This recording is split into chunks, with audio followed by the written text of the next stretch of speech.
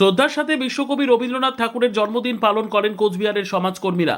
কোচবিহার আস্থা ফাউন্ডেশন এবং কোচবিহার শিল্পী সংসদের যৌথ উদ্যোগে বিশ্বকবির গুরু রবীন্দ্রনাথ ঠাকুরের ১৬৫তম জন্মজয়ন্তী পালন করা হয়।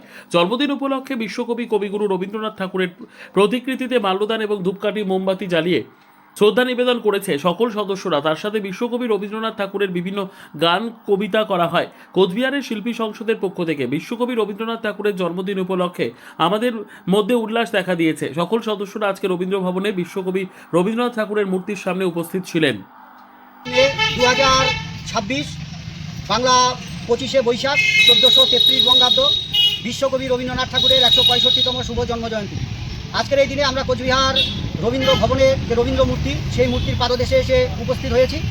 রবীন্দ্রনাথের মূর্তিতে মাল্যদান করা হলো, মোমবাতি এবং ধূপকাঠি প্রজ্বলনের মধ্যে দিয়ে গভীর শ্রদ্ধার্ঘ্য নিবেদন করা হলো, পুষ্পার্ঘ্য নিবেদন করা হলো। কোচবিহার আস্থা ফাউন্ডেশনের পক্ষ থেকে এই উদ্যোগ নেওয়া হয়েছে।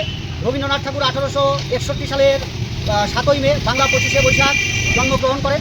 তিনি ভারত এশিয়ার প্রথম নোবেলজয়ী, তিনি সাহিত্যে নোবেল পুরস্কার পেয়েছিলেন, প্রাবন্ধিক, দার্শনিক, শিক্ষাবিদ। আজকে তার শুভ জন্মদিনে আমরা কোচবিহার আস্থা ফাউন্ডেশনের পক্ষ থেকে তাকে শ্রদ্ধার্ঘ্য নিবেদন করতে পেরে নিজেদের ধন্য মনে করছি। সেই পাশাপাশি আমরা এখানে এসে একটা বিষয় অনুধাবন করলাম যে সরকারিভাবে এখানে কোনো অনুষ্ঠান আজকে নেই। কাজেই পশ্চিমবঙ্গে আজকে নতুন সরকারের শপথ গ্রহণ অনুষ্ঠান। আমরা সরকারের কাছে আমাদের আবেদন থাকবে পরের বছর থেকে যেন তথ্য এবং সংস্কৃতি দপ্তর এখানকার যে অর্থাৎ রবীন্দ্র ভবন